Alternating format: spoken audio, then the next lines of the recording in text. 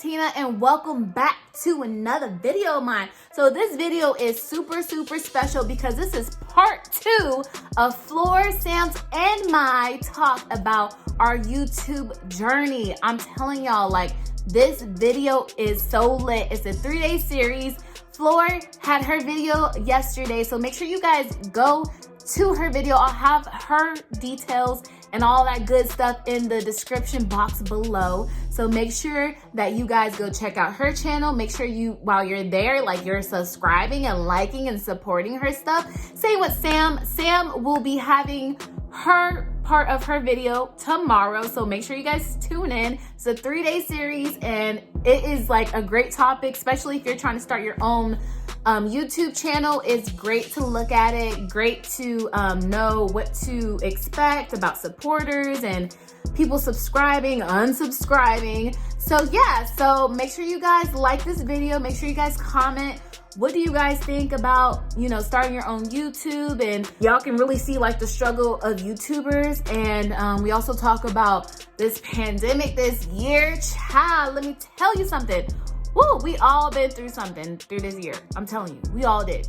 Like, if you say you didn't, you lying. You lying. But anyways, so this is part 2. I'm gonna let you guys go ahead and watch this video, and I hope that you guys like it. So let's go ahead and get into it. Woo! So I think I'm almost done with my questions. I just wanted to know if being a YouTuber is what you thought it will be and what your goals are now. Like, if you have a goal right now on YouTube. That's a good question. Go for it, Justina. I'm still thinking. I know, me too. Go for it. I have to think about it.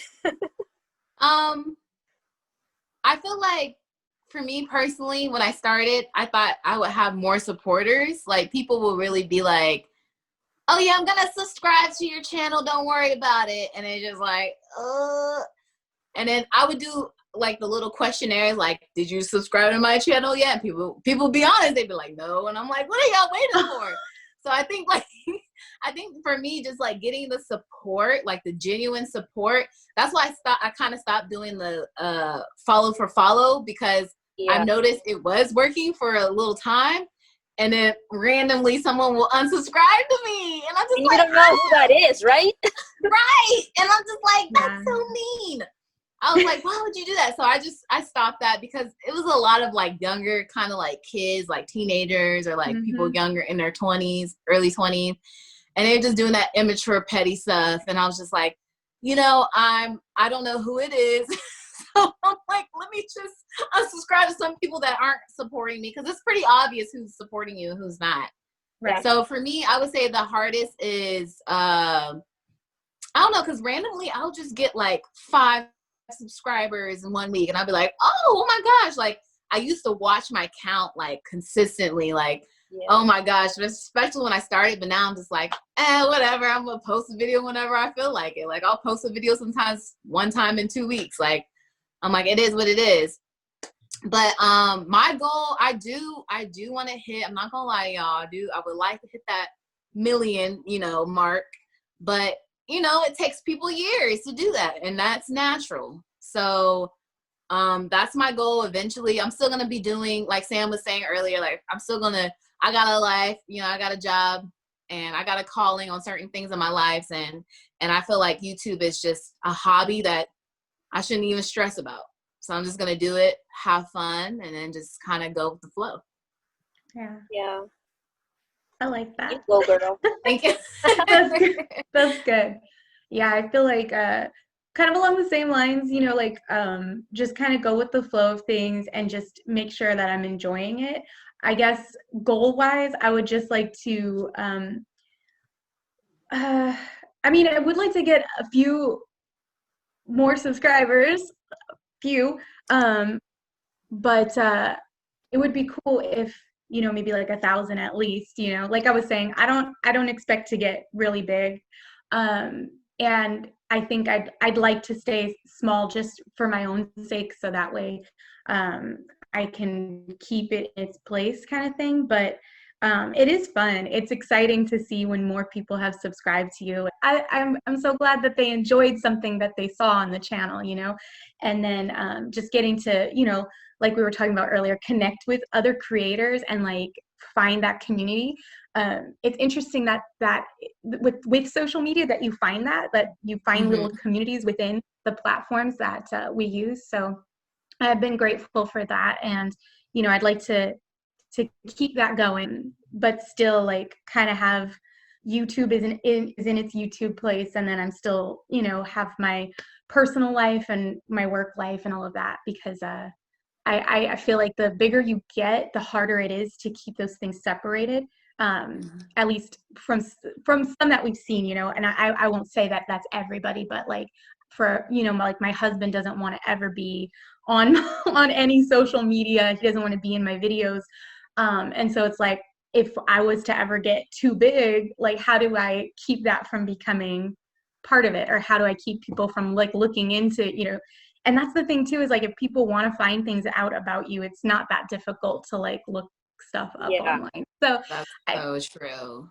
Right? It's creepy. It is creepy. So so I guess that's kind of why I want to stay on the smaller end of things when it comes to YouTube, just because like I want to keep my YouTube life completely separate from my personal life, you know, like, and if I share personal things, it's like more of like a talking point and connecting with others. Like we share these things in common and we can talk about it, but I'm still not telling you everything there is to say, you know. Does that make sense?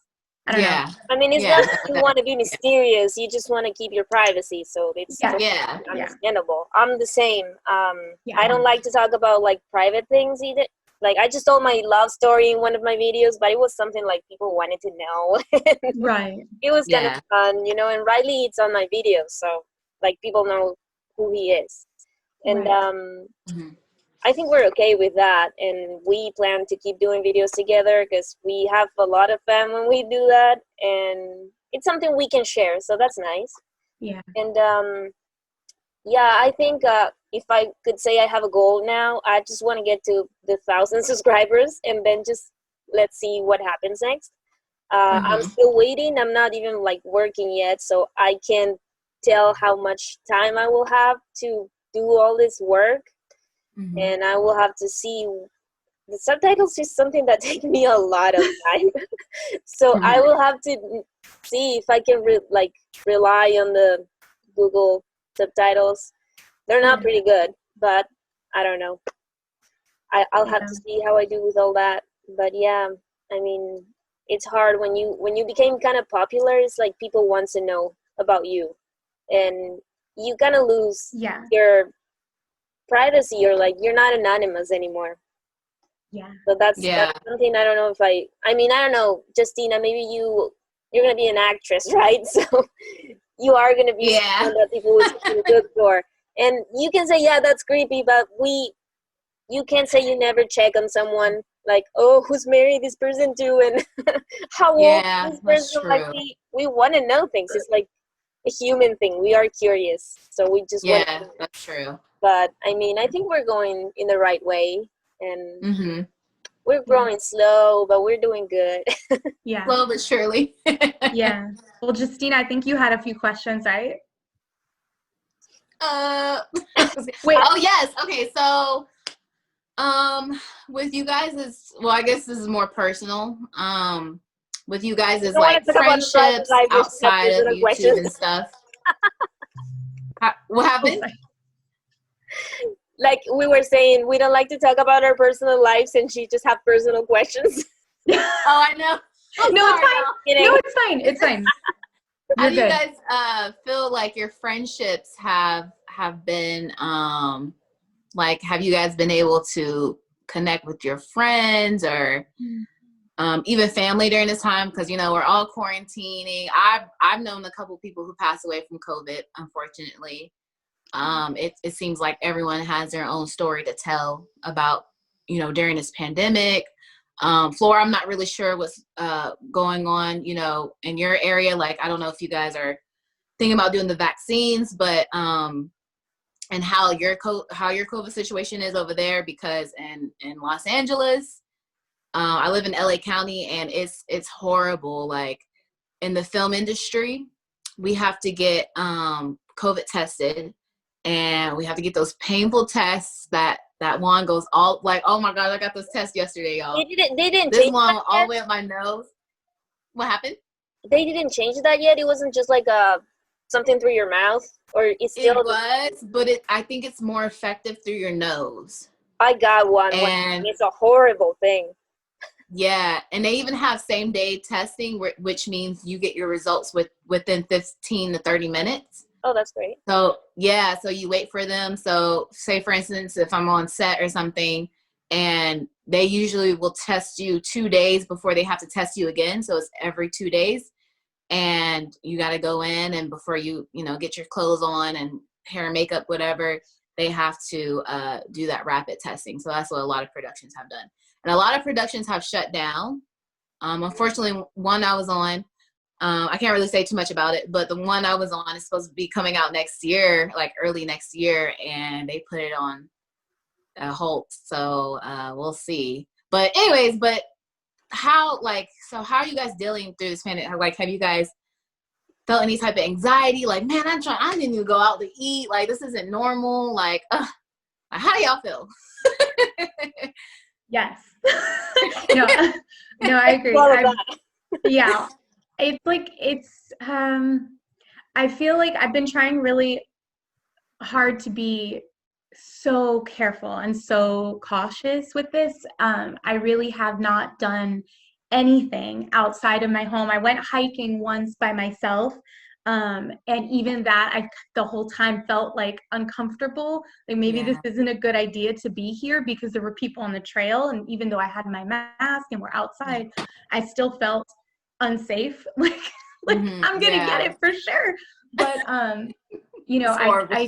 yeah, it's weird, and it's trying to find that balance where it's like, I mean, if you get it, it's not like it's because, I mean, not everybody is getting it because they're being careless. You can get it just from grocery shopping, having something delivered, picking up food even. So it's not like everyone who is getting it, it's their fault that they got it. It's like when you catch anything, it's because you were in the wrong time at the wrong place, wrong time kind of thing. Yeah, it's not, I'm looking to get sick here. Exactly. Yeah. Not having COVID parties, but but it is driving me crazy because I would like to see my friends in person. It's hard. We have Zoom get-togethers, we catch up online. Cute. But it's not the same. It's not. It's just not. It's really not the same. And I'm like kind of going crazy. And then I'll see people going out and doing stuff. And I'm like, well, that's not fair. How come you get to do it, but I'm being careful, Yeah. So it's trying to find that balance of not being bitter at others who are living their life and making their own choices, and like being okay with that. I'm choosing to be safe, Yeah. So. Yeah. I mean, it's so hard. This is a hard time to live right now. It is. Well, I'm from Uruguay. It's a country between Brazil and Argentina, South America. I'm like really far from my family, right? Like we're on the opposite sides of the world. Yeah. And we were planning to go maybe this December, to spend holidays there. And it's summer there right now. And like now everything's closed. Our borders are closed in my country, and here we are kind of in a lockdown here. We are not able to spend Christmas with anyone outside your household. So we got to be like just me and Riley here, and like we can't even go to their parents' house or anything. It's kind of sad, because all year being trapped here and not being able to do anything. Like I've never been able to work or get like anything because this thing started in March, right? Yeah. I was locked here already, and I live in a tiny home with Riley and our dog, and it's a really tiny place. Okay, it's super tiny, and we live in the mountains, and we live on the water too, but we are like 7 kilometers away from the closest like bus stop or something. So it's not like, oh, I can just walk and then get a bus to go anywhere, right? It's not that simple. So until I don't have all my papers ready, I can't even have my driver's license. So I'm like stuck in here. Wow. I'm stuck in here, and I'm Yeah. super far from my family, and I just have him, you know. And sometimes that's a lot of pressure on him too. Yeah. Hey, you're the only one I have here, so I need a hug right now. Just give me love, Yeah. give me attention right now, because I mean, I can have my mom or my dad and call them anytime. We have now 5 hours difference. They have 5 more hours, right? Yeah. Mm-hmm. So I can't like call them anytime. I just have to be Yeah. careful about what's the time there. And you know, they are always with me, but it's not the same, right? Like Mm-hmm. I want a hug from my mom. Like I have a cat back there. I miss everyone, and it's hard. I thank God I like no one in my family got COVID or anything, but one of my grandmas died this year in March, Oh, and I'm sorry. yeah, she was really old and she was getting dementia and everything. So it was Mhm. something that we were expecting, but I was thinking that I will get the chance to see her one last time. So everything has been so hard, and I can relate with all the people like right now in the care homes, like they're not able to see them, and it's so hard just knowing that you're right there and you can't get inside. Yeah. You can go and give them a hug. Yeah. You can do anything. Like old people is not used to video calls, right? This is Yeah. what they're used to, and it's super hard for them more than for us. Yeah. They're really struggling.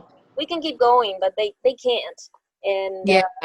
this is a really hard time. Especially going to the store and stuff.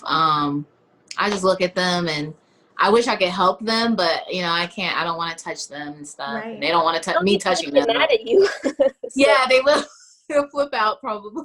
Yeah. yeah, like I want to help. Like, can I help you? Are you okay if I push you? Like, or you know, Yeah. it's hard.